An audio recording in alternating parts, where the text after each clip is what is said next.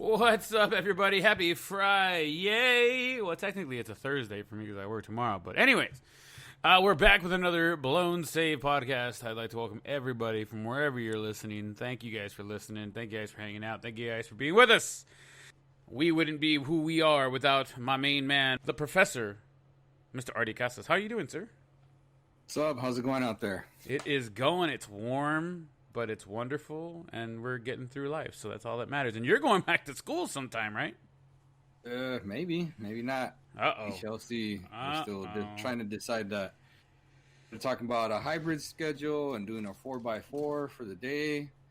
The students, which is just like totally complicated. The union already said that they want us to do the distance learning for a while still. Well, I don't know. We'll see. It'll be either distance learning or a hybrid schedule. What would you prefer? Would you prefer the distance or the hybrid?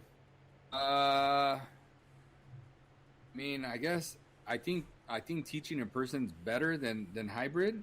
I think the impact will be a lot better with hybrid. But I mean, it's I don't know. I'd rather do hybrid, I guess. I think about it. I'd rather do hybrid. Right on. It's real hard to do the distance teaching. A lot of kids could follow it. They need a teacher there. They need hands-on. They need somebody staring. They need somebody staring at them while they're doing their work, or they're not going to do their work. Yeah, and basically, a lot of these kids just are not very accountable. There's a reason good students are good students because they hold themselves accountable. But the bad students, they don't hold themselves accountable. So distance learning is holding yourself accountable, and those bad students that you could somehow help and can become C and B students, they're not going to be able to do it. I could think of a handful of kids that I had that in class are doing really well. And as soon as we went to the distance learning for the rest of the school year, ended up doing really bad, and I was like, could just tell that those kids without being there in person and having to show up every day, and the teacher kind of like asked them, hey, how's it going? You need any help with what's going on? Where you at? That they weren't going to do it on their own, Yeah, I got you.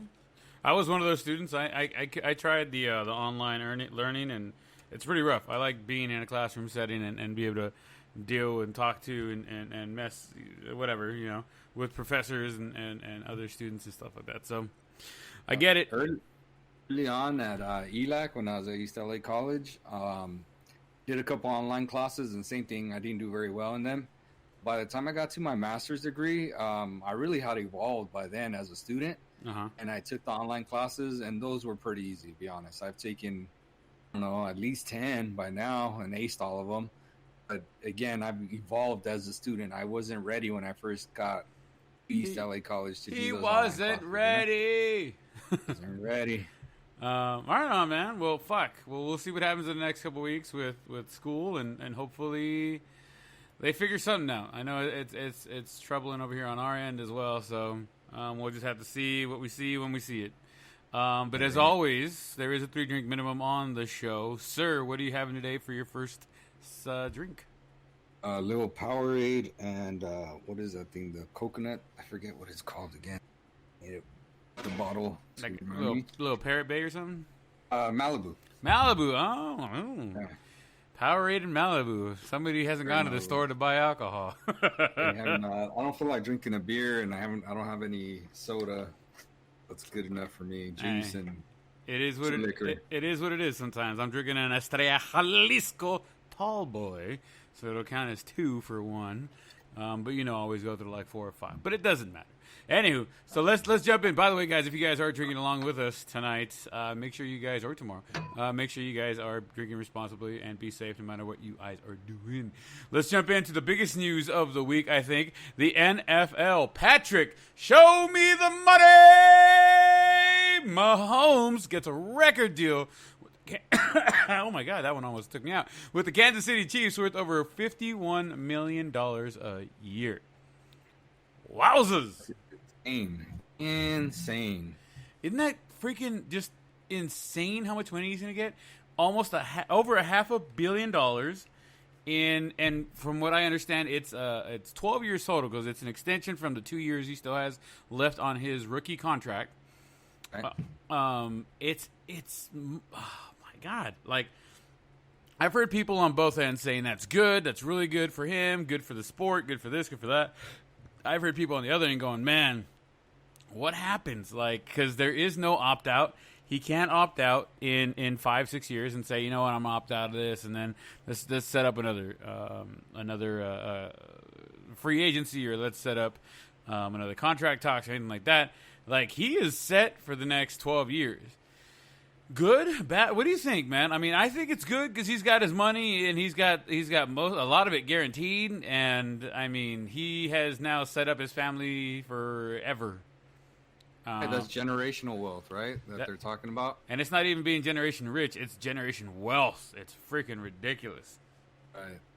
So I mean, his dad he was a millionaire. His dad had earned like what, $5 million over the course of his career or something. I saw that stat. Yeah. And then they just added a couple zeros to Mahomes' contract. You know, I thought it was pretty cool. I could see it, but at the same time, you know, like most athletes, they're gonna want to cry about restructuring their contract if something happens. You know, like if you know, it's all fine and dandy right now because obviously he has the biggest contract, and it's gonna be the biggest contract for a minute. You know, nobody's gonna really approach it for a while. I don't think. Maybe a Lamar Jackson, but he's not a true like passing quarterback pocket passer, you know? Yeah. So it's hard to invest a lot of money on those kind of guys. So someone's going to have to come along that's really like extraordinary to have a bigger contract. You know what I'm saying? Yeah, I mean, the world was shocked when Trout got his contract, and it was like, wow, the largest out of any player ever. And then freaking Mahomes said, "Hey, I don't understand how you bring Trout into everything. Everything like, I can, bro." I know, because in the news they were talking about it. They were talking about how Trout had the largest contract. Wouldn't be as impressive. The one I would compare it to more is like Alex Rodriguez. His second one or his third one? The first one. Oh yeah, when he came back in the out, day, hell yeah. That was compared to both Mahomes. That's like contract is not comparable to Mahomes' contract. It was like 100. Big Trout fan, it was like not comparable. Hey, somebody's so salty today.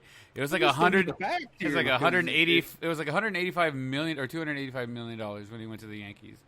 Something ridiculous. It was 200 and something. I forgot, but it was just ridiculous, and it was one of the like, damn. No, and it wasn't even the Yankees. The one that I'm talking about, it was the one to the Rangers. Rangers. Oh, yeah, that was like, whoa, that hit exactly how the Mahomes contract hit. Still 4th of July over here. Apparently, I was like, what is happening? What is happening? I heard one of those in a minute. So somebody must have found a firecracker that wasn't lit. They're like, hey, let me get this one going. Let me get it out of the way real quick.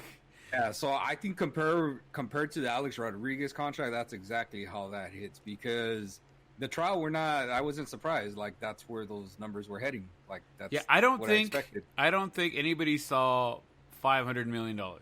That's why. Not 5. No way. It's wild. It's crazy. It's crazy. How do you? Everybody was talking about like 40 to 45 mil. 450. So then when you see a 500, you're like, what the hell? Where'd that come from, you know? And that's why, like I said, it's comparable to when Alex Rodriguez signed his contract with the Rangers. Came out of nowhere. That was just like out of nowhere. Like, oh my God, like that's ridiculous. Ridiculous. What were you going to ask? I said, how do you think this impacts the Dak situation contract? How do you think it impacts quarterbacks that are coming up for contract negotiations in the very near future? Like we were talking about Lamar Jackson, DeSean Watson. You know, how do you think this is going to affect those guys' contracts? Is it good for them? Is it bad for them? I know Dak's looking for a shorter contract. I know these guys are always looking for that shorter contract so they can come back and try and get more money next time. But now that Mahomes said, here, you know what, man, let me stay here for 12 years and I'll take $500 million. Do you think that it's going to hurt them or help them? Oh, I think it helps all them. It helps all those players. I think Dak is going to easily get his 30 to 35 mil a year because Mahomes is a benchmark, you know, like he sets it. The big thing is someone's going to start trying to approach Mahomes' numbers. I just don't see it anytime soon. unless they're gonna try to go for like a yearly type of thing. But like long term wise, no way anybody approaches that for a minute. You know what I'm saying? Like, because just too many years, and they're too unproven. Like, I like Dak. I think he's a good quarterback and everything. I think he's face of the franchise type of quarterback. You know, like he could be there for a minute, could do some good things, maybe win a Super Bowl if everything starts coming together, that type of thing. Like, I really think he has that kind of pedigree.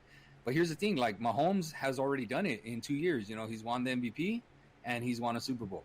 That's why he's got that stupid contract, because he did it all so young and he has a pedigree. Like, you could just tell this dude has it. You know what I'm saying? So he's proven it and he has it. And again, Dak, I think, has a similar type of pedigree, but he hasn't done all those things yet. You know, he's set like franchise records already, but they're not like NFL records, and he hasn't shown up at certain times in some big games, you know. So, but I think he's going to get around 30, 35. I hope he gets that 10 years so he stays locked in for you.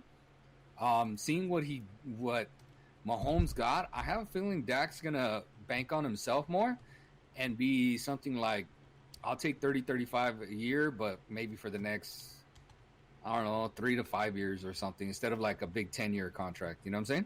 Yeah, if they would have come out and said Mahomes for 6 years at, I don't know, 350, 400 million, I'd have been like, all right, cool. At 6 years, you know, $400 million, yeah. Cool, I see it. But 10 years, that extra 100 million, I'm like, wow, dude, it's crazy money, man. I hope and I pray that Mahomes stays healthy and it goes well for them. I really do, because it would really set the precedence for other players' contracts. Like, legitimately, if it goes bad for the Kansas City Chiefs, I don't think we see another contract like this for a while. I think the last time somebody locked somebody up for that long, it was Brett Favre and the Packers. He was there forever with them, but it was nowhere near the amount of money he's getting right now. Right. So, I don't know, man. I think it's good for the contract talks, and then it could be bad. We'll have to see 6 years down the line how that one's working out. I know it's working out with us and Albert Pujols, but that's a whole other animal. That's funny. Hey, I found the Alex Rodriguez contract, and I remember what it was. What was it? Alex signed a 10 years, $252 million. At the time, I remember Alex Rodriguez was supposed to be expected to be the first $200 million contract athlete, right? Yeah. So that was kind of like the benchmark there everybody was talking about, right? So then when the numbers came in, he came in at $252 million. Again, $50 million over what was expected, and he was approaching 300 at that point, when people were thought of like, oh man, he's gonna get 200, 210, maybe 215 type of thing, like on the high end. Yeah. And he came in with 252, and it's like, what the hell? That came out of nowhere, right? And it reminds me exactly of Mahomes, where it's like everybody was talking about 400, 450 maybe, and then he comes in with 510. What was it? 502 mil? I forgot. It's like 510 after his 2-year contract for his rookie, whatever's left on his rookie contract and the bonuses they gave him. It's like 410. 503 extension, and you're 503. Oh my god, extension. It's crazy, right? It's a $500 million. I'm looking at Trout's numbers, and again, Trout was not a surprise. Like, I don't think anybody was surprised. I think everybody was surprised the way he went about it. Like, he didn't test free agency, he didn't hold a big old news conference, that type of stuff. Like, he didn't drag it out like a Bryce Harper and a Manny Machado's and dudes in the years past have. I think that was like the big surprise, which, now we're starting to see Trout is like the most humblest superstar ever. Oh yeah. So it shouldn't be. It's starting now that we're really accepting him for who he is. Because I mean, we all want him to be this something he's not, and he in some ways he reminds me of like the Michael Jordan of baseball. Remember how everybody kind of criticized Jordan for not being very vocal on a lot of issues, social issues, and just in general not being like very vocal. Yeah. Well, Trout kind of reminds me of the same way, where he's just like, he keeps himself and he just wants to play ball. Like, that's what he wants. Like, he's like, I live for this. Like, this is what I was born to do, and he's happy, and he doesn't really gloat about it. He's not a dude that comes in shows up his opponents. I think that's why everybody likes him, Yeah. Like even people that I can't think of anybody that really says, "Oh man, I hate Trout. Like I can't stand that guy." Like what? And if someone were to say that, I'd be like, "What can't you stand about him? Like he doesn't stay there and pimp home runs. He doesn't showboat. He doesn't make people look bad. He don't talk bad about people. Like what is it you don't like about him? You know what I'm saying?" Oh, absolutely, man. Like so, yeah, man. So I think your comparison with him and Michael Jordan is excellent. I think it's completely true because they both kind of want to stay out of the limelight as much as possible, but when they do speak or when things do happen for them, it speaks volumes. And I mean, we'll get into a little bit what Trout was talking about the season in a few, but definitely good comparisons there. And I think you got to put Mahomes up there, and we'll see how that all rolls this season and in the next few years, man. It's going to be interesting to see where all this goes. He's definitely the face of the NFL for sure, though. And after this contract, that basically cements it. I definitely think that cements it. And like I said, I think this is good for Dak, and I think Dak's pretty much going to get his 30. Before, I know all of us were like, "Oh, come on, Dak getting 30 mil a year, 35." We're like, "No way, no way." Now when this dude's getting 51, we're like, "All right. Give him his 30. Give him his 35. Let him have his 38. Like, give him his 38 and call it a day." Dude, because think about it, okay? And this is very realistic. This is not a hating part. The Cowboys could come out this season and win the Super Bowl. They have that potential. Yeah. Are they there yet? No, because they need to win a playoff game. It's rare that you ever just go from not winning a playoff game, or they didn't make the playoffs last year. They won a playoff game the year before, right? Yeah. So he goes from like missing the playoffs, winning one playoff game to winning the Super Bowl. Probably not going to happen. But it could, but it's probably not going to happen. Do I see him making a deep run? I've told you, I think I see him making it to the conference championship. I could definitely see him making it to that and losing. I don't see them making the Super Bowl. But if he does make it to, let's say he has a really good playoff run and he makes it to that conference championship and loses by a hair, but still does really well in it, dude, that might push him into the 40 mil a year. And the Cowboys could have had him at 30, 35 a year. You know what I'm saying? Yeah. Now, if he goes like one and done or doesn't make the playoffs again, of course, 30, 35 is like, all right, man, that's really what you're worth. You haven't won these games. And I think Dak in some ways is banking on himself. If he makes a deep playoff run, he's going to get his 40 mil a year. If he doesn't, then he's going to be around the 30, 35, depending on how deep of a run and how good of a season he puts together. What do you think? Like you said, he's not signing, right? He's not going to sign before. He's only now. Well, he said. Well, they have until the 15th to work out a negotiation for a long-term contract. But as of right now, he signed the what is it called? I was going to say face of the franchise. The franchise tag. Franchise tag. Yeah. So he's getting paid this year. That's good. I know they have all the potential and the talent to take them on a deep run into the playoffs, if not into the Super Bowl. Last year, it was a lot of distractions with the contracts, with Zeke not playing, people not being healthy all the way, Van Der Esch getting hurt and having that neck injury. With Witten coming back, he was helpful, but not as much as I thought he could have been. It was the last year for the Clapper. So it was just it was a lot of. I think there was a lot of off-field tension, and I think there was a lot of distractions. I don't see how it's any different this year. We got, like you said, contract. Well, Zeke will be there. Zeke will be there from the beginning. Yeah, Van Der Esch is healthy again. I'm not arguing that. My argument was contract issues, is what you said. Okay, we have one contract issue, and as long as they sign the franchise tag, at least we have some semblance of something moving forward. So, is there a contract issue or not? They're just trying to figure out a number. That's right. All right. There's a contract issue. It's like last year. We're talking about health issues now, right? Dudes that whoever was not healthy last year, I don't know who it was, but we have a health issue this year already with the Cowboys again. And it's the same dude, Ezekiel Elliott. Now, it's a bad break, but we don't know where he's at. We don't know. He said himself that he hasn't been able to work out since the coronavirus. These are like elite athletes. And I'm curious to see how it affects them physically as athletes, the coronavirus. Does it take a little bit for their muscle to recover, their body to recover from this virus? Because it takes a minute. It takes a lot out of you. You know what I'm saying? So I think there's another health issues there with the Cowboys as well, too. So two of the big factors that they had last year are back this year. I don't see them being any different. That's why I just don't feel like they have that steamroll going into the season. Would like to have them to make those runs into the playoffs. I just don't see it. Maybe next year then. But like Cowboys, don't get me wrong. I hope I'm wrong. Though. Like for your sake and for my buddy Joe's sake, I really hope I'm wrong. But like Cowboys fans like to say, every year, this is our year, baby. Yeah, that's right. Joe, the other day I was talking to him. Uh-huh.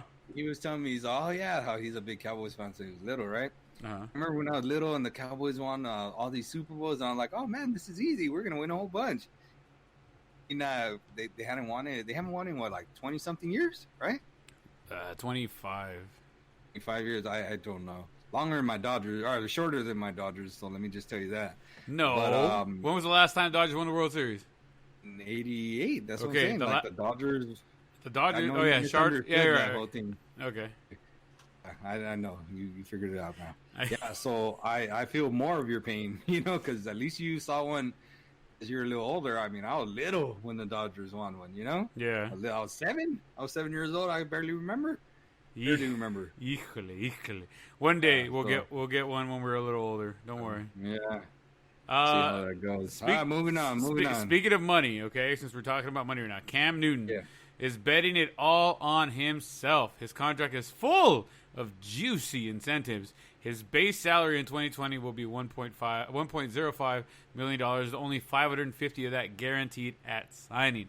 Let's get into the nitty-gritty of his contract, because his contract is very performance-based. Mm-hmm. He has a per-game roster bonus of $43,750 per game, up to $700,000. He can't make more than that for being in a game as a bonus. He's got a Pro Bowl bonus for $500K, All Pro bonus for $500K, $250,000 playoff win bonuses if he plays at least 50% of the game. So for every playoff win that he gets, it's another $250K as long as he plays for half the that game. But so here's where it gets a little interesting. I left a link there for you, dude. If he plays 13% of the games, he gets $250,000. 20% of the games, he gets $500,000. 30%, $750,000. 40%, $1 million. 50%, $1.25. 60, $1.5. With $2.25 million if the Patriots make the playoffs. 70% of the games, $1.75 million. With once again a $2.25 million bonus if the Patriots make the playoffs. 80% of the games. If he does 80% of the games, he gets $2 million bonus plus $3 million if the Patriots make the playoffs. That's not including if they win playoff games. And then if he plays 90% of the snaps out there on the field, $2.25 million with $3.75 million if the Patriots make the playoffs. It is crazy to think how much money he can make. It's also crazy to think that how much money he can just leave on the table. But hey, it's like you put on here, man. He is betting on himself. He's going to come out with a chip on his shoulder. I mean, he was making what? Like $40 million or some shit like that. I don't know what he was making. He was making. Dude, he won the MVP 2 years ago. People forget that. 2018, this dude won the MVP. Right? It was 2018. I thought it was 17. I think it was like 3 years. Either way, he's an MVP caliber player. Dude, I mean, recent, like super recent, is what's crazy. Like this dude he's not too far removed from winning MVP, and now he's over here basically fighting for his career. Like because we talked about it, like he didn't get any other contract offer from anybody, so. Well, I like that he's betting on himself, Well, his agent came out and said, and it was probably a ploy, his agent came out and said that there were a few offers on the table, but he was still looking for what he really wanted or whatever. So, I mean, truth, maybe. Lies, possibly. Maybe a little fluff piece to try and get other people interested in him. I mean, yeah, for sure. I definitely agree with that one. I wouldn't say, yeah.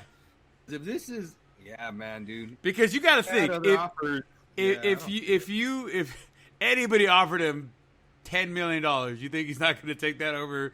Right. The maximum value of that contract is $7.5 million. If they won the Super Bowl, you know what I mean? If they won, he's a great situation over here. You know, like he's in a great situation. Like I think he's just in a he's in a low risk, high reward situation for himself, and the Patriots are in the same way as well too. But I think you're exactly right. If the Miami Dolphins offered him a 1 year, 10 mil, because we got this other quarterback we drafted, we just need somebody to hold us over for the next year.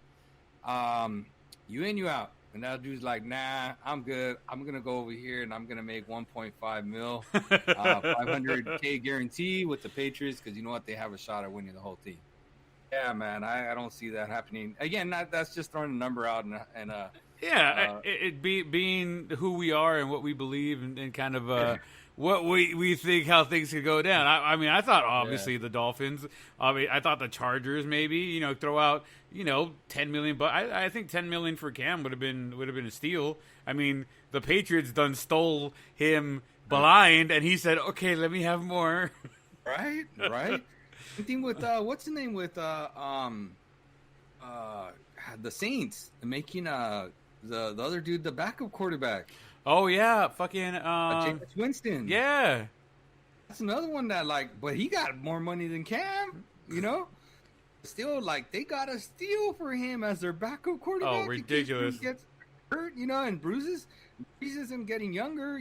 So you just never know. He was hurt for a lot of last year too, wasn't he? Yeah, and then they got the third guy with the Taysom Hill, whatever his name is. That wants to be a quarterback. Yeah, right. Get out of here. He's a tight end. Deal with it. He's a good player, but he's got to know his role, Yeah. He ain't going to be a starting quarterback in the NFL. He is not. He is not. The Eagles have penalized DeSean Jackson for conduct detrimental to the team. In a statement, the Philadelphia Eagles do not tolerate hate towards any individual or group. We believe in respect and equality for all races, ethnicities, and faiths. We, as an organization, want to help be an instrument for positive change. This can only occur through strong, deliberate actions and a commitment to learn and grow. After all of what he said, Jackson met with a group that fights anti-Semitism, whom also had a 94-year-old Holocaust survivor with him that he got to meet and kind of hang out with and listen to his story and see how that's going. I mean, with everything going on, man, what was he thinking? Saying the comments that he did. I don't want to repeat comments, but how? Right. What was he? What do you think was going through his head, dude? Come on, man. Yeah. So I just think right now that people are just looking for a story, and they forget how big of a voice that some of these professional athletes have. I feel like it's highlighted right now or intensified their voice because there's really no sports going on. So anything that brings any kind of attention to anything, whether it's positive, it's more, negative attention seems to be highlighted more than positive. Positive is yay, all right, cool. And then it's real quick to go away. But anything that's negative is ooh, hey, look at what this dude said. You know what I'm saying? Yeah. They jump on it quick. The media's quick to jump on it. And of course, now with social media, in general, people all have their opinions, especially on Twitter and stuff like that. There's all kinds of trolls that are just looking to jump on you. And I just think he just lost himself for a moment. What I like is that at least he was open to listening to stuff. Julian Edelman hit him up and had a good old long talk with them, and that they were going to meet and they're going to go to the Museum of Tolerance. They were going to go to the Museum of Tolerance. Yeah, and at least, you got to give the dude credit for at least opening himself up and change and to listen and all right, it's one of those those memes, hey, so-and-so happened, changed my mind, right? Made me change my mind, that dude, right? Something like that. At least this dude's open to it, I also saw not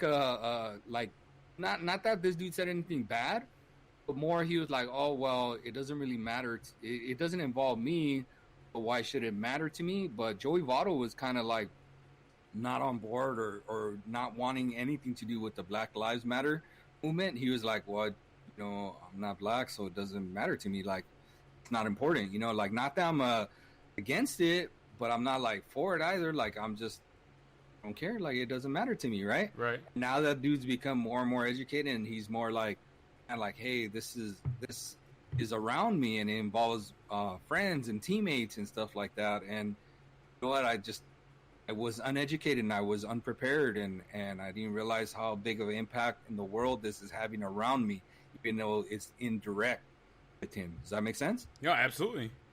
Oh yeah, and I think in some ways that's the point that I'm trying to get to you is that I think DeSean Jackson was more like it's indirect for him, you know, something like that, and he's more like, well, it's not me directly, so you know, it's not. People just take it differently when it's not directly affecting them. I think it goes back to even you were talking about I think it was last week when we were talking about people in Mississippi or people flying the Confederate flag who say they're not racist. They may just not know any better. You know what I mean? Yeah. They just don't know they are because they don't know anything else. They're like, what are you talking about? You're like, I'm not racist, but you know, right. it's the only thing they've known, and that's how they grew up, and that's how they live their lives every day without having that opposite thought process across from you, being able to check what you're doing or not doing. It's kind of hard to be in that position. I totally agree with you. That's a great way to put it too, you know. And you know, I cheer for a dude like DeSean Jackson because he's a local boy for us. You know, he's over here from Long Beach. He went to Long Beach Poly. Like, he's a SoCal guy, just like us. You know, within 20-minute drive from our house where we grew up. You know. Yeah. So like, I know who most of the local players are, and I tend to cheer for them, even though he hasn't been like the easiest dude to cheer for over the years because he showboats a lot and stuff like that. Just does a lot of little dumb stuff, but still, he's a local guy, and you're like, you're always gonna have a little soft spot for the local guys, you know? Absolutely. One more bit of news before we go on to something else. The Arizona Cardinals owner Michael Bidwill has been hospitalized for coronavirus. A lot of people are getting the coronavirus now, man. The big boys, the people that have been staying away, and now they're dealing with people, and now they're getting it. So, guys. Yeah, I'm starting to be curious again. Like, I'm just curious to see as the season goes on. Like, the NFL hasn't talked about, like, bubbles, right, for them? Not yet. I know we didn't put this on the rundown, but I found it interesting. It was something I read real quick. I didn't get into it too much, but since we're going to wrap up NFL, Richard Sherman made a good point. He said, it's funny how the NFL is okay with letting us do this contact sport, but is not okay with doing a jersey swap at the end of the game. Like, that's what's wrong with the NFL right now. I agree. And I totally agree. They're like, okay, hey, well, we got to be careful with the coronavirus, so we can't jersey swap at the end. And that's like a big part of the culture now of sports. I think that's cool when the jersey swaps came out. You know Absolutely. What I'm saying? I really think they're cool. I bet you a lot of huh? I was gonna say, to let them run around and tackle each other and beat the shit out of each other, and then say that's fine, but after the game you guys can't change jerseys. Like, how does that even work? Like, how does that make sense? Like, honestly, how does that make any sense? Yeah, and so they're having a big issue with that. I feel like that's going to be one of those rule changes that's going to change or whatever. You know what I'm saying? Yeah. But they're like, we're trying to avoid the corona. Man, if you let that dude on the field already, I mean, at that point, they should be okay with exchanging jerseys. Now, if you want to talk about exchanging the jerseys beforehand, which doesn't happen, that's kind of weird. Then I would understand, I guess. But once you let that dude on the field and everybody's clear to be on that field, there's no reason why they should disallow those jersey swaps. You know what I'm saying? Absolutely. I don't know. I just thought it was real interesting. Again, I think that came out like last night, and I just saw Sherman's quote today. And I feel like that's going to be something that blows up a little bit more as the season goes along. Well, as we see more things happening with the NFL, I mean, I think the NBA and the MLB are the two biggest things in the limelight right now when it comes to stuff going on with COVID and shit. So I think we're gonna have to wait a month or so before we start hearing more stuff about the NFL and what they're gonna do and what's gonna happen with the whole COVID. And like I said all along, I think they're gonna be the NFL and basketball are gonna be the guinea pigs, and and the I'm sorry, MLB. Major League, yeah, MLB and the NBA are going to be the guinea pigs, and I think the NFL is going to take the best of what's working for both and put it together. I don't think they could do a like a bubble thing like they do with NBA because I mean they need so many fields. You know what I'm saying? Like it's not, and then there's so many players to a team for the NFL compared to the NBA. So there's no way they could do a bubble field. I think it's going to be more comparable to what the MLB is doing. You know? Yeah. We'll have my yeah, no, we'll have to wait and see what happens the next month or so, and then we'll just have to go from there. I know fantasy football time is starting soon, so we're gonna have to try and figure out what's gonna happen with that. But we'll cross that bridge when we get there. Shifting gears to the UFC, we got UFC 251, aka UFC, aka Fight Island. It's happening. It's finally happened. The first UFC pay-per-view that's happening on Fight Island is a go, and it's happening tomorrow. The big fights. We're going to go over the main card real quick, some of the things that I think is going to happen. Artie, feel free to jump in here at any point in time. But the big fight, Masvidal and Usman. Masvidal is coming off about a week and a half of notice to fight. He said, I forget the other fighter who was going to fight, but when he dropped out because of COVID, he's like, I'll jump in and I'll fight. People are always saying people are saying that Masvidal is a fighter who's always ready to fight at any moment's notice. When I saw the weigh-in, and he looks like a mountain man during the weigh-in, like long hair, bushy beard, not a care in the world. Like he was like, I'm here for the payday, but the dude's a fighter, man. He reminds me of the Diaz brothers, the dude that was fighting with Kimbo Slice in the backyards. No.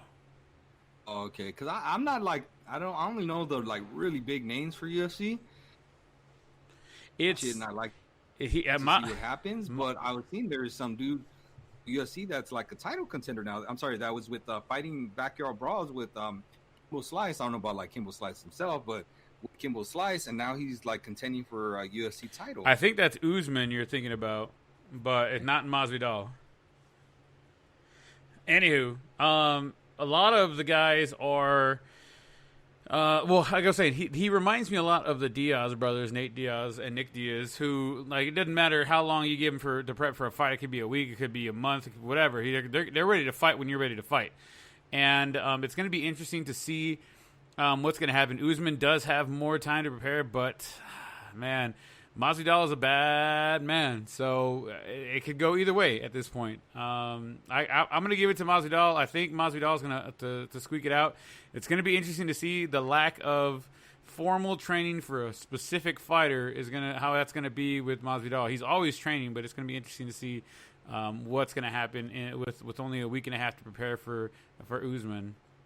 What's that? Interesting that when they always pick up a fight, I always cheer for the underdog. I don't know the dude, underdogs, but man, this sounds like this underdog is about a week.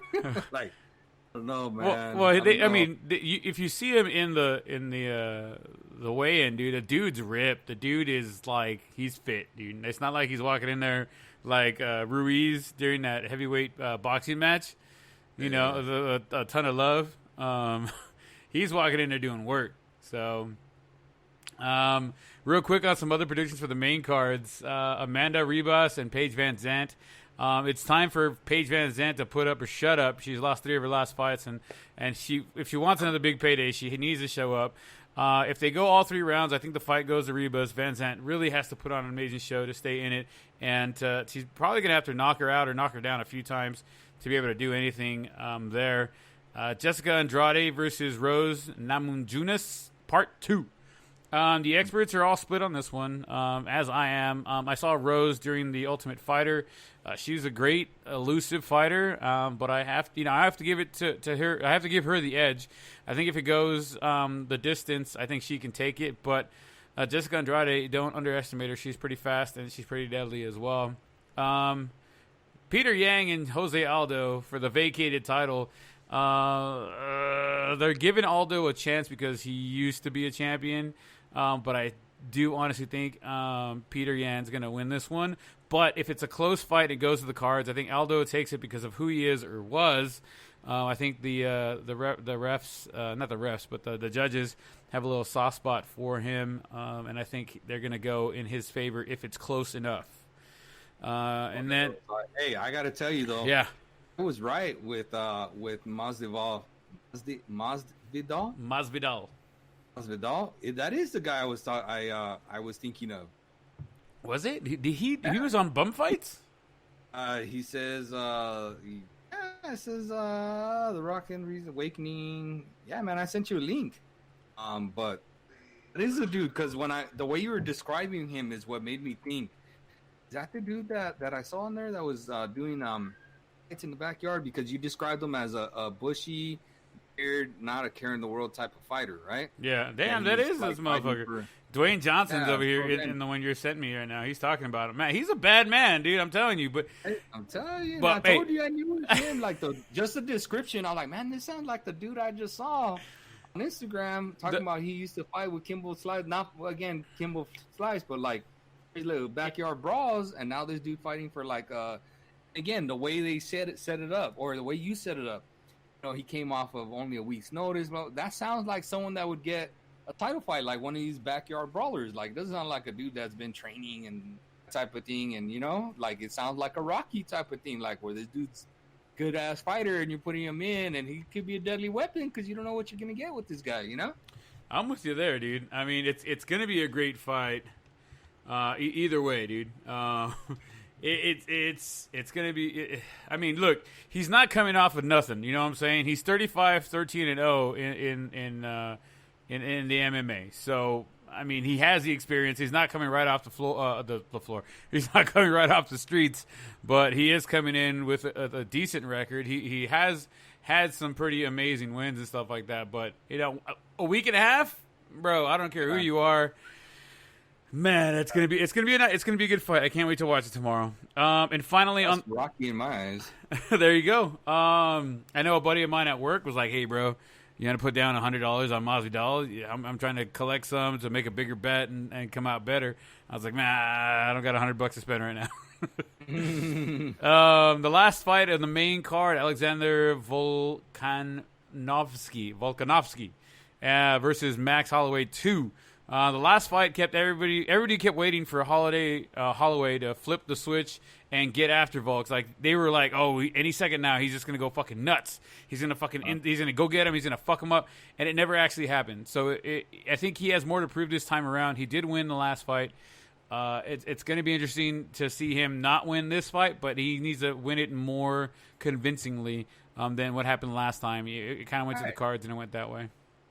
Why does he have to win it more convincingly? He won it, but it was a split decision.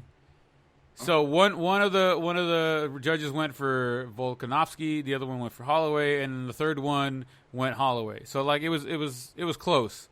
And where people didn't even give Alexander Volkanovski a chance. They thought, oh, Max Holloway is gonna whoop this dude's ass, and he kind of held in there.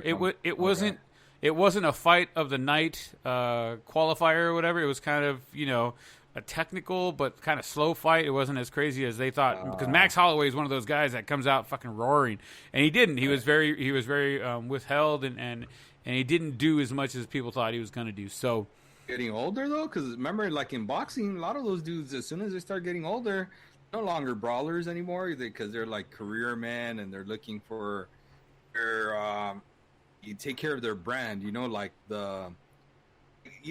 just these fighters in big fights no longer fight like that anymore. That's what I've noticed over the years. What do you think? I mean, you say that, and I think of Nate Diaz. You know, this guy's fought millions of times. I'm paraphrasing. I'm obviously exaggerating, but I mean, this guy, it doesn't matter what, if he hasn't fought in 6 months or 6 years, he's ready to rock and roll, and he's going to go balls out the entire time. I mean, he's in his mid-30s now, I think, and that in the UFC is already fucking ancient. And he's still ready to go in there and go fight again, you know what I mean? He had an amazing fight against Conor McGregor, who's now retired. And I know that Nate Diaz is ready to fight again, even, you know, and he was older than Conor, and Conor's now retired. So I think it just depends on the person and how they feel they are when they're fighting. So we'll have to wait and see. Yeah. One more tick on the MMA though. John Jones. I know a lot of the recent John Jones news has been bad, but this one's actually pretty good. Jones was among a group of individuals who came to the aid of a man they found laying on the ground in a park, barely coherent. The man was suffering from heat exhaustion, and the group was able to help the man to some shade and give him some water and food. No authorities or ambulance was called, but he was better by the end of the ordeal. Make sure, everybody, right now it's getting really, really hot. Make sure that you guys are staying hydrated. Make sure you guys are eating food and staying healthy right now. I mean, it's great. It's a great... I don't want to say PR. I mean, it is a PR boost for John Jones, even though he's been dealing with a lot of depression and stuff like that with everything going on with him. So I'm glad that something good has come out for John Jones. But just the biggest thing is I'm glad that they were able to get to the guy and help him out and make sure he drank water, he got some food in him, and he was able to be okay. I hope everybody out there, with the weather getting hotter and just don't get complacent because you've been at home this whole time and you don't think you need to drink all that much water. Make sure you stay hydrated. Drink plenty of water. And when the weather gets hotter, you need to drink more water. How about that? Yep. And if anybody feel like taking a dip, Casa de Sanchez is wide open. Not wide open, but it's on the hilltop. Everybody has access to it. You got to climb the hill. If you can make it up the hill, then we'll talk. Earned it, huh? Yeah. All right. Switching gears and jumping into our favorite, the MLB. Some players are opting out of the 2020 season, the shortened 2020 season. Some of the most notable players, David Price, Buster Posey, with more players like Mike Trout and Chris Bryant said they're not sure about it anymore. Are they going to stay? Are they going to go? Is the season actually going to go off? 1 foot in, 1 foot out, right? Yeah, it's kind of like, but maybe no. Well, I thought it was interesting. David Price is a dude that's established, has money. I put on there in the notes that, let's not forget, David Price came to a brand new team, the Dodgers. Yeah. Dude paid the whole minor leagues check for the month of June. Now, he's got the cheddar to really do that. That's real cool to come into an organization you don't know and to bankroll the minor leaguers. Mr. Posey has a really interesting situation because, again, he's an established veteran. A really bad team, of course, the Giants, who we all know and hate. Oh, absolutely. But he's got a real good reason, too. Posey is adopting twin girls, and that's part of the reason he's deciding not to play this year. That's, very impressive when someone... I don't know what's going on with this whole family side, but someone that's in a position to be able to do something like that and adopt kids, that's at their level that's, man, you just tip your cap to them, that's always impressive to do that. And it's twin girls that he's adopting. Yeah, so that's another thing. And they're NICU babies, so they're kids that were. And I think that's part of that's part of the biggest reason why he doesn't even want to get near anybody. Because they were in the hospital for so long, and so I mean, more power to him, man. My hat's off to him, and I'm hopefully everything works out very well and everybody stays healthy with him, and I can't wait to see him in 2021. And so here's another one that I found very interesting, but again, good reasoning or at least good process behind it. Michael Kopech has opted not to play this season. And Kopech is one of those rising stars type of dude. Mm-hmm. He tops out like, 102, 103 maybe at the very most. On the radar gun, and he's right-handed. He's a starter, plays for the White Sox. He might have been like the fifth guy in the rotation. He's only 24 years old, and this dude's opting not to play. Yeah, so he's coming off of a Tommy John surgery just a year ago. And he's probably like, hey, is this really the best time for me to have to rush into this? Because, with him coming off of that surgery, they're probably going to have to go to a six-man rotation because they can't pitch him, or he's going to be on light work duty where they can't pitch him that much, even out of that fifth spot. You know what I'm saying? Like, it's just, I could see why they're like, let's just ease into it this year and let's put him on the taxi squad if we need him. But I don't know. It just came out today, so I haven't read a whole lot into it. But he's definitely the youngest player that I know of that has chosen to opt out. Youngest player, as far as I know. I have to agree with you there. He is the youngest player. Like you said, it would have been an interesting season for him, to say the least, had he stayed in and played. He might have been the fifth guy, the sixth guy in the rotation. Gonna opt out the short season and come back next season fully healthy, ready to rock and roll. No questions, and it'll be good for him, I think. And on a side note with that, the reason I brought it up and all that came out too, Yeah. is there's a kid in their minor league system, the White Sox. I'm not sure how high of a prospect he is rated, but he's a really good kid. He's out of Baldwin Park High School, left-handed pitcher named Bernardo Flores. Bernardo was at Baldwin Park High School while I taught and coached there for 1 year. So I got to kind of, I didn't say work with him because I coached at the freshman level when he was at the varsity level. Right. But deal and interact with him a lot. And even every time I see him, he's just like one of the nicest dudes you'll ever meet. And Bernardo last year, I didn't know this, but in the minor league level, they only give out one gold glove for all levels of minor league. So like if they give out a gold glove center fielder, it's for like all levels, single A, triple A, rookie, double A, all that. It's one gold glove. Bernardo was a gold glove recipient for pitchers last year. And again, he's a local boy out of Baldwin Park High School, and he's kind of on the outside looking in, like he might be, I don't know, second or third in line in their minor league depth chart to get into the rotation, but still that puts him one step closer to making the major league roster. And if they go to a 6-man rotation, dude, he might get in there. He might get on that taxi squad. You know what I'm saying? Yeah. I mean, that'd be pretty cool to see like a local boy and someone, like I said, that I met and knew a little bit when he was at Baldwin Park High School. And, Joe has worked with him a lot. Joe coached him for 2 years at Baldwin Park High School. So they're pretty cool and talk still a lot. I mean, it's great that he had that connection. I mean, it'd be awesome to see him be able to squeak in there. I mean, we're going to obviously have to wait another year to see how that goes before. Oh, well, not another year. This year. Do you think he's going to squeak in this year? Well, Kupchak's gone, dude. That's what I'm telling you. He opens up the door again. But you're saying he's number 3 on that. I'm saying I don't know where he's at. I said maybe 2, 3. I don't know. The dude won the minor league Gold Glove last year. Invited to the spring training camp 2 years in a row now. So he might make it there. Invited, you're on their radar. Again, where do they see you? I'm not sure. I mean, I could Google it, I guess, right now. But you're on their radar. And I text that to Joe, like, dude, this is good news for Bernardo. I mean, again, I don't know that he gets in this year for sure. But, I mean, it gives him a chance. Like, what if he's third in line and Kupchak moved him into second in line? So there's only one dude in front of him, and they go into a 6-man rotation. Then, boom, he's that 6-man rotation, Yeah. It's like he's right there, man. Fuck. Good luck, brother. You know what I mean? Jesus. Let another local boy get in there. Let's see. Some interesting notes around the league. Tampa Bay and Colorado have both said that they plan to let a select few fans attend games in September if possible. Rules include a maximum of 4 tickets that can be purchased and every other row seating. What do you think about that, dude? I mean, do you think it's maybe poking the beast a little bit too much to have the select number of fans in the stands? I find it interesting. They are in September, so they're like, let's see how it works out.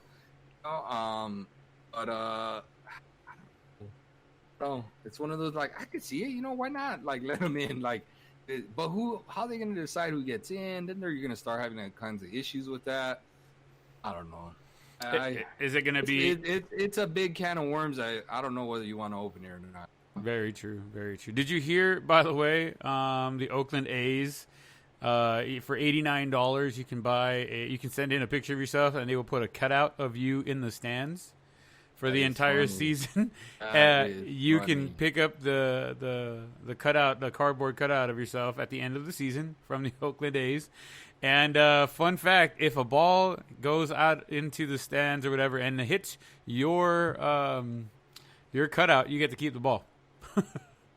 Wow, that is cool. I think it's really cool. I want to do it. If the Angels are doing it here in Anaheim, I'd do it in a heartbeat. I'd spend the $90 and call it a day. That'd be pretty dope. I agree. I don't know how many foul balls you're gonna get with how much they strike out, but I mean, oh Jesus, I can't take you anywhere. I swear to God, Artie. So I'm looking over here at Bernardo's. It doesn't quite say where he's at in terms of pitching with the depth chart. Mm-hmm. They're talking about he's a number 28 prospect in their organization. And obviously, I knew he had a good year. In 2018, he had a 2.56 ERA in 25 starts. And then in 2019, he had a 3.3 ERA in 15 starts at a higher level at Birmingham, which is pretty solid. And like I said, and he won a Gold Glove. Man, it'd be nice. It'd be nice. Nice. Yeah. I mean, stranger things have happened, but I mean, he's on his way there, and he's definitely got the pedigree to handle business. So we'll just have to see what happens, man. I mean, hopefully. I mean, we got a couple weeks before the season starts. Literally a couple of weeks before the season starts. And yeah, man. I mean, I can't wait. I can't even wait, man. We need to have like a live watch baseball party through the internet, you and I, to watch the first game. Well, the Dodgers play at least on that Thursday, and then the Angels on Friday. Well, I'm looking here again. Sorry to be just throwing it out of nowhere, but that he was one of 7 players moved into the 30-man roster to protect him from being swooped up by other teams. So he's in the top 7 players. You know, he's ranked number 28 in terms of prospect in the organization. He's in the top 7 guys that they want to protect. That's really interesting. That tells me he's got to be right there, bro. That he's got to be. He's on the cusp. Yeah, he's on the cusp, man. And with Kopech is actually his name, man. Kopech. Yeah, I'm sure he's never heard that before. Yeah, first time for that one. Man, dude, that's. Well, man, he's got to be close, right? Like, he's got to be, like I said, like 2 or 3. I don't think he's more than 3, dude. I think he'd be like the number 2 pitching prospect out of there. You know what I'm saying? Yeah. No, just my thoughts. Just thoughts. I'm just excited for the kid, you know? Absolutely, man. Absolutely. And hopefully he does well and shows Baldwin Park what's up. Shows all the kids over there in Baldwin Park and East Los Angeles, hey, if you work hard enough, you can get there. So. Yeah, he's USC. I don't know if he's an alum yet, but he's a smart kid. He's probably going to go back. I know he had a really high GPA. You know what? I think he did graduate from USC because I think he put in all 4 years at USC. Nice. He went to USC and played there and got drafted out of USC. Excellent. That's even better. Hopefully he comes back and does a lot for the community, being that he going through Baldwin Park and USC. So he does come back to his to work out there at Baldwin Park. He had Kenley Jansen, James McCann. He was pitching bullpens to James McCann, who's a White Sox catcher. Oh, no way. At Baldwin Park High School, yeah. Joe hit me up, but I was like, well, I had the kids. I couldn't really chance it and go down there. He's like, hey, Kenley Jansen's down here if you want to come over here. And I was like, well, I can't. I have boys. Can't. So, but I guess there's some other dudes. Those were the biggest names is Kenley Jansen and James McCann, you know? Yeah. I know we were talking about the Oakland A's right now, but they were talking to Oakland A's Matt Chapman. He was talking about, they were asking him about playing in the games with no fans in the stands, and he said, like, was it Melvin Gordon for the former Chargers? He said, we're not used to having too many fans there anyways. So do you think the advantage goes to the lower teams that don't have fans there all the time? I mean, I wouldn't know because we always have fans at Angel Stadium. I don't care what you say, Artie. But it's interesting to see these players. I don't remember too many times in the past players coming out but talking smack about their own organization and stuff like that, whether it be jokingly or not. How do you feel about these 2 players coming out there and saying stuff like that, Artie? I mean, you're right. It is the home fans, but I mean, damn, Oakland's bad, dude. You know, like with their fans, and I just think that organization does their fans a little dirty, don't you? I honestly do too. I mean, I don't hate the Angels or anything. I just like to make fun of them. But I mean, at least the organization doesn't do their fans dirty. I think the damn Dodgers do us more dirty than the Angels do. You know what I'm saying? I think the Angels are more friendly, family environment like they try to create. And the Dodgers seem like they gouge their fan base a lot because they know that they're willing to do it. Like they take advantage of them. You know? Yeah. And Oakland A's, I feel like it's the opposite end of both Angels and Dodgers, where the Angels are obviously, like I said, arms wide open and come on, Papa. And the Dodgers are like, hey, like, you know, you're more than welcome in, but it's going to cost this, and this, and that. And you can't do this, and that. Right? And Oakland is like, want to come in? Come in. If you don't want to come in, then don't come in. To you. I don't care. I'm saying, like, I'm with you. That's the feeling I get. I mean, I could be wrong, and I could see it. And, he's a local guy. He's a Titan, just like me. Mm-hmm. So he came out from the area. I believe he's a El Toro High School graduate. And so he knows. That means he went to a lot of Angel games, because he's from Orange County. So, I mean, that dude knows what the fan base is like. So he's like, look, this is probably what I was used to growing up. And now I'm over here, and I spent my career, and this is how they're treating everybody, Yeah. It's just a thought. Just a thought and a little dig. It's all good. Yep. The Blue Jays have said that they're going to find each player or coach or whatever $750,000 for being outside of their stadium/hotel bubble this summer. How do you feel about that, man?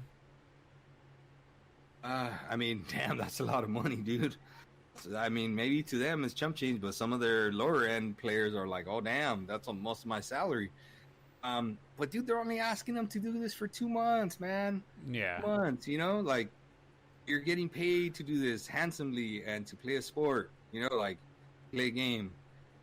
You could do it, man, with room service and all that stuff. Like you're okay. You're going to be all right. Well, I don't see it. Could see the pros and cons, to it. It's a good incentive to secure their safety. Yeah. I mean, there's that. Hopefully they listen and they're not like, fuck it, bro. I'm doing whatever I want. Exactly. Here's your $750. I'm out. Yep. It's chump change. Let me keep rocking and rolling. The big news. The schedule has been released. There's some pretty interesting games that we know we have to touch on. The Nats versus the Yankees, Scherzer versus Cole. It used to be the AL champ versus the NL champ. Do you think they want to avoid the whole Astros issue? I mean, here we go. Let's get it rocking and rolling, man. What do you think about the Nats and Yanks coming out of the gun? I find it interesting because it's always a rematch of the World Series. Usually, that's on open weekend, which would mean it's the Astros versus the Nationals that play each other. Mm-hmm. I don't know whether they're just trying to draw numbers with the Yankees, because obviously the Yankees have a big fan base because there's a lot of front runners from early in the 90s, type of thing. Yeah, Evan. Yeah, right. But interesting that I really think they're just trying to avoid the whole Astros thing as much as they can. Like, let's not put it in the limelight if we don't have to. I think that's interesting that's not like a key matchup right away, right off the bat. I don't even know who they play in the first series. Do you know? The Astros? You know what? I didn't pay attention to who they were starting the season off with. Yeah, so I find that really interesting. But I could see it, because a lot of the games, the way they're structured is it's 40 divisional games and 20 interleague. And the interleague is only within the division you're in, right? So like the West versus the West. Yeah. I think. So obviously the Astros are not in the East like the Nationals and vice versa. Oh, I guess this is the next best thing you could talk about because the Nationals are the world champ. So they are starting off against the Seattle Mariners. Okay, see. They play the Dodgers. That second series they play the Dodgers. I know. Yep, and that's circled on my games to watch for sure. For sure. I'm very excited about that one. And like I said, I expect to see some heads to roll. It's going to be really interesting because we were talking about it before the season started. We were talking about how, man, it's going to suck that they won't see each other this year until the playoffs. And then, lo and behold, God threw us a curveball. Yeah, the pandemic sucked, but guess what? The Dodgers get to play the Astros like 6 fucking times. Yeah, that's pretty cool, man. I'm pretty excited about that. And I hope we sweep them, to be honest. Somebody gets drilled somewhere. Somebody's got to get drilled somewhere. Yeah. Not accidentally with the curve either or a slider, It's one of those good nasty ones, A little four-seamer. Lower back, be all right. Lower back, I'm good. Don't want to go too high. Yeah, no headshots. No headshots. Let's keep it clean. That's just Lipsy Correa. Or Altuve. I mean, you would be aiming at Altuve's lower back and hit him in the head because that's where everybody else's normal lower back is. But duck into it. Other big notable dates: August 16th, MLB will honor the 100th anniversary of the Negro Leagues. August 28th is the rescheduled date for Jackie Robinson Day. September 9th is Roberto Clemente Day. And September 27th is the final day of the season. Every game on the schedule will begin by 3 p.m. Eastern Standard Time, and it will end that day. That will be the end of the season. So this season, well, actually, no, because we have the 2 games on Thursday. Let's say this season, everybody starts on the same day, everybody ends on the same day, but it'll be a 1-day difference for 4 teams. So, like we were talking about, July 28th and 29th, the Dodgers and the Astros will be facing off, which we hope to see a few beans here and there. Got any games you're looking forward to, like your Angels? I am. 6 games, including 3 to end the season between the Angels and the Dodgers. I am looking forward to this crosstown rivalry, sir. Kershaw, Bellinger, and Betts versus Rendon, Ohtani, and Trout. I cannot wait to see what the fuck goes down. That's all I'm saying. I'm curious to see the very first game of the Angels season to see if Trout is actually on the team. And I'm curious to see how it works out that first game of the season. I was watching something on MLB Network on how they might use Shohei. And it's really interesting because they're like, all right, you're the most important player on this team that doesn't play center field, right? It's how they started off the whole talk, right? Yeah. And they're like, hey, we need you, big guy. If we want to make a run, we want to make the playoffs, we need you. And they're talking about Joe Madden is the perfect guy that will find a way to bring balance to Shohei. Very curious. I've told you, I've always been very curious that dude stays healthy. He's always just seemed to have issues, like, health issues, the 2 years he's been there. Mm-hmm. But if he stays healthy, man, and this could be the year, like the perfect storm, because it's a short enough year and he could stay healthy for a full year that, like, honestly, believe it or not, I think he can win an MVP. If things work out for the Angels, and then Trout's always going to be in that mix because he's always going to have godly numbers type of thing. Yeah. But he's a dude. This is a dude that could put up solid numbers offensively and be the ace of a team. And let's say he wins the division. Like, how do you not give him an MVP? You can't not give him the MVP. It'd be great to see it stay with the Angels. So I mean, you're right though. Perfect storm, shortened season. He's gonna get 10 or so starts. He's gonna be batting 2-3 times during the week. So it'll be interesting to see what could happen, man. It'd be really interesting to see what could happen with Shohei Ohtani, especially if they're going to let him bat the same day he pitches. Even though technically you have a DH, technically he would be his own DH. I don't know how they're going to work that out or if they're going to allow that. I know they said that they would allow that for two-way players, but we'll just have to wait and see how that goes through the first week or 2 of the season, if they're going to go that route or if they're going to have him rest or not hit when he pitches. So, but it'll be awesome to see. So I'm very curious to see what happens with those 2 players of the Angels. Goes. The Dodgers, like I said, I see the Astros. I always like the friendly last time rivalries with our redheaded stepchild cousins, That's always fun to see. Let's see here. Nothing else. I mean, the Giants suck, so it's not like I'm excited to see them play. Nobody in our division really, I feel like, challenges us, so it's not like, oh man, it's gonna be a good series between that and this team. Everybody's talking about the Padres, but oh man, same thing. I think they're like the little cousins, that they might win a game or 2, but probably not gonna win a series, Yeah. I don't know. I know it'll be interesting watching the Dodgers play the Diamondbacks with Cole if he gets healthy enough to come back to play with them. I know Cole, former Angel, he popped positive for COVID, so they quarantined him. So we'll see. Cole Calhoun. Oh, Cole Calhoun. Oh, okay. The Red Baron himself. I was thinking Garrett Cole. I was like, what? I was totally confused. But you're right. That makes sense. Different kind of spelling Cole. the not so expensive one. But it'll be interesting to see him playing for the Diamondbacks. Like you said, though, honestly, I don't see anybody else contending in the NL West. I think the Dodgers run away with the NL West with hands down, no problem. I think they're one of the strongest teams going into the playoffs. I have to say it, man. You know what I mean? The Angels have a little bit more competition on the AL West, a little bit more, not a lot, but a little bit more. But they always like to shoot themselves in the foot. So it'll be interesting to see where it all ends up in 60 games. In 66 days, we'll see where it all rolls down. Here's a big question that's been floating around. Who do you think has the best chance of ending the season batting over 400 or at 400? There's a few names. I saw some of these things you put on here. That's yeah, pretty cool. So there's 4 players. Technically a 5th one, but I don't want to talk about him because he plays for the Astros. They're talking about Christian Yelich, Cody Bellinger, Anthony Rendon, and Mike Trout. That these are the top 4 players they believe that have the best chance of hitting 400. And I'll give you a couple reasons why they say this stuff. But I also want you to think about when I go over this, who else do you think could be in this mix? Christian Yelich, the last 2 seasons he hit 326 and 329, so he's on his way moving up on that. And with a shortened season, that number could greatly be inflated. So you never know what could happen there.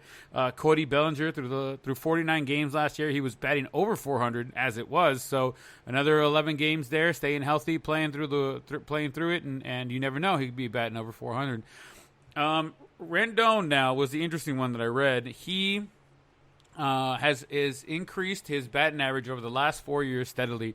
It was like 289, 295, 302, 308, something like that. So it's slowly been going up and up and up. And with the shortened season, once again, just like with Cody Bellinger, there's no way that he can't get close to a 400 season.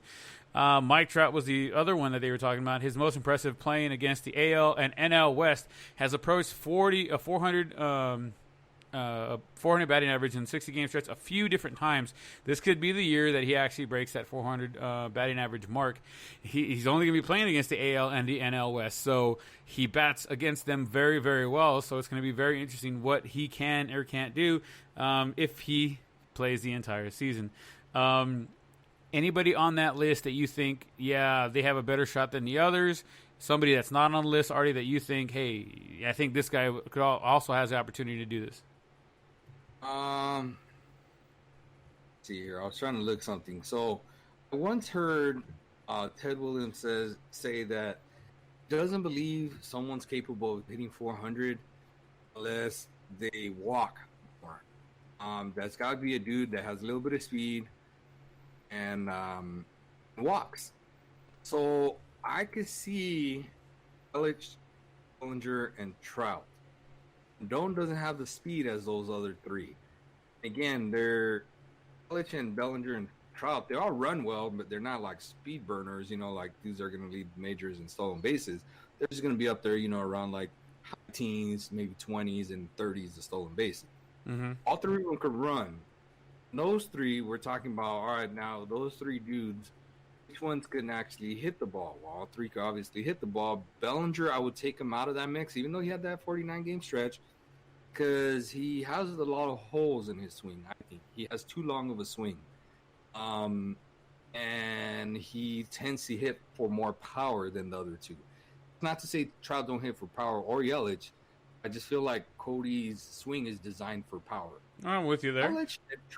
Yelich and Trout have more compact swings, and I feel like they understand their swings more than anybody else on this list.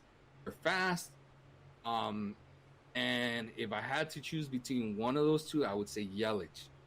Here's why. Yelich is more in his prime in terms of the speed than Trout is anymore. Mm-hmm. Trout strikes out a lot. Believe it or not, he strikes out more than I would think he would strike out for someone that hits so well. Yelich doesn't strike out that much, and he draws more walks. If I had to put money on one of those guys, just based on that information, I would say Yelich, because I think he's right in that prime of his career right now. Like you said, he's been going up. Used to be slappy only. Now he's got some power, but he's really fast. I think last year he was on pace to go 40-40. He was approaching 30-30. I want to say he was like high 30-somethings and like 29 steals or something. I forgot what he was. But he was approaching 30-30 before he got hurt. Trout's 30 stolen base days, I believe, are gone. He still runs well. He still runs very well. He's still probably going to be in the teens. Maybe if he break into the 20s. This year, obviously, with the shortened season. Yeah. But I just don't see him, and he just strikes out a lot. I think if Trout does it, it's more on hits. But, man, I don't know. I just think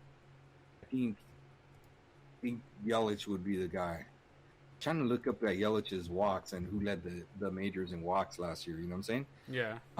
Because I think that's really important, a stat. to really look at. You know, Yeah. I think that's gonna be a dude. Just my opinion. I think it's got to be someone that walks a lot and that can actually run run wise and those infield singles and stuff like that. You know what I'm saying? Yeah. What about you? What do you think, and what's your rationale behind it? I have no rationale when it comes to this. I'm going to say Trout every single fucking time. But, but no, you're right. Trout does. He likes to swing, but he also likes to he walks a lot as well.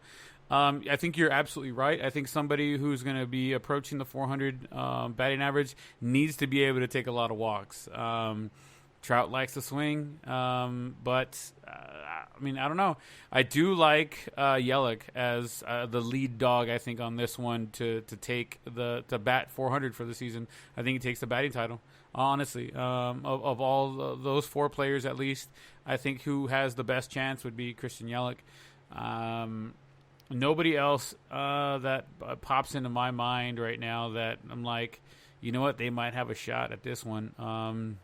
The big power hitters, they swing hard and miss hard. I don't know, man. I like the Christian Yelich. I like what you said, and he has been steadily increasing his batting average over the last couple seasons. So I'm gonna go with Yelich as well.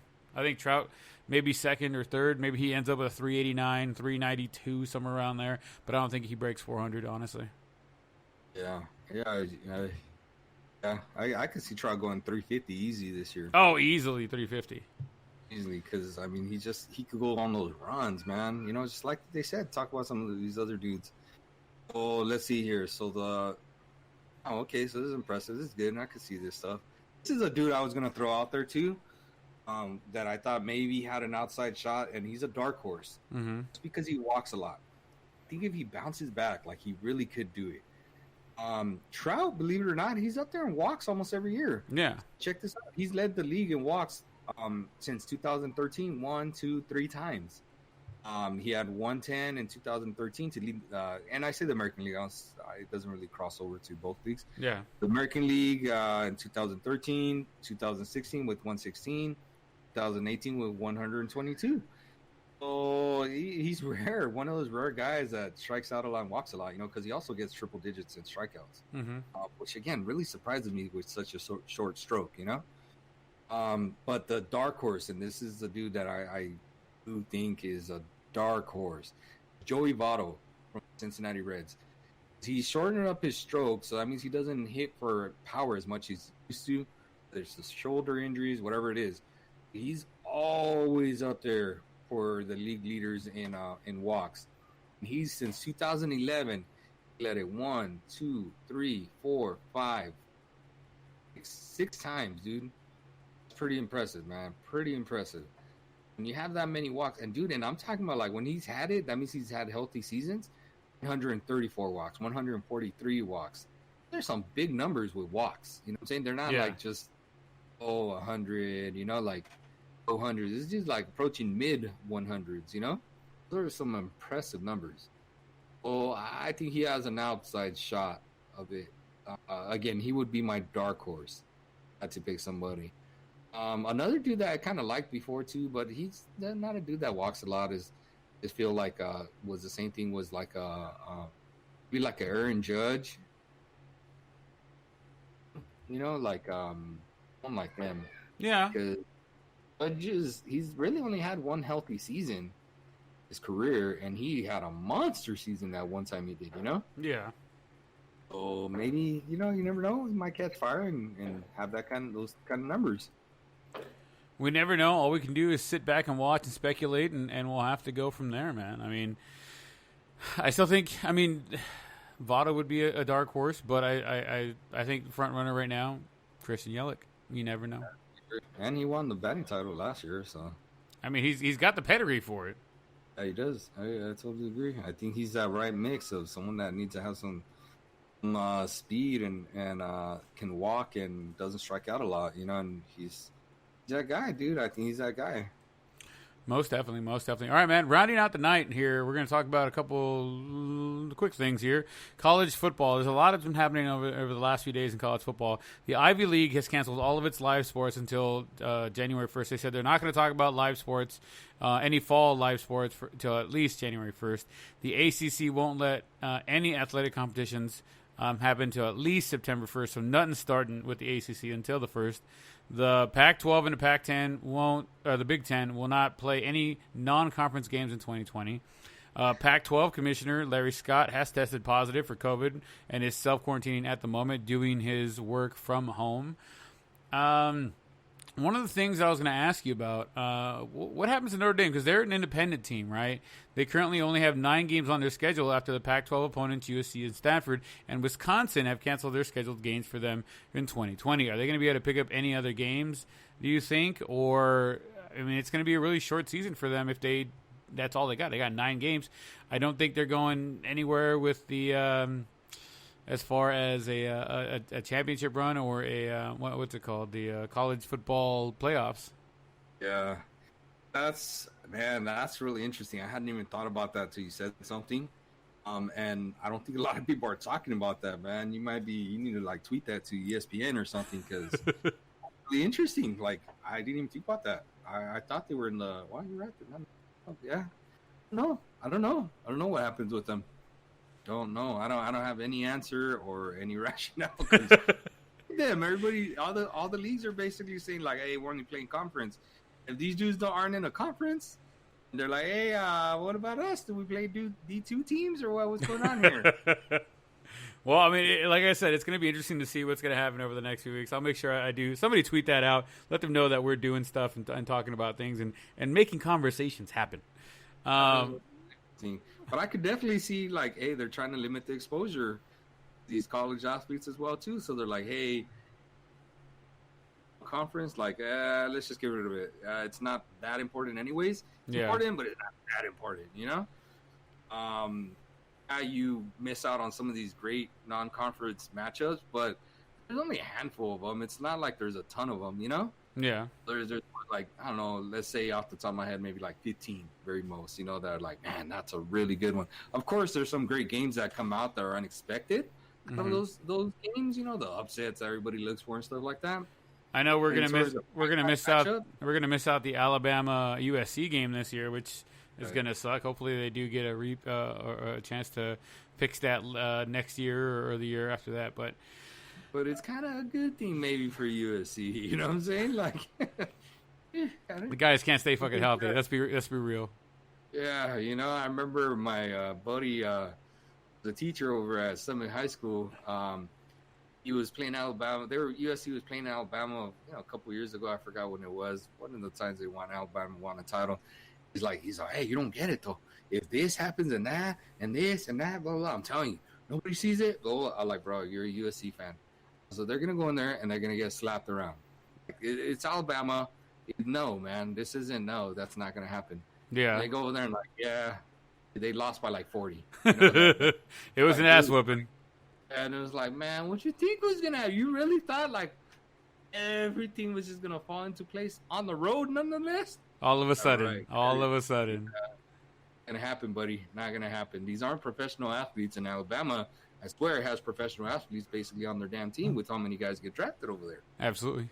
These aren't the USC teams of the early 2000s, you know? Absolutely.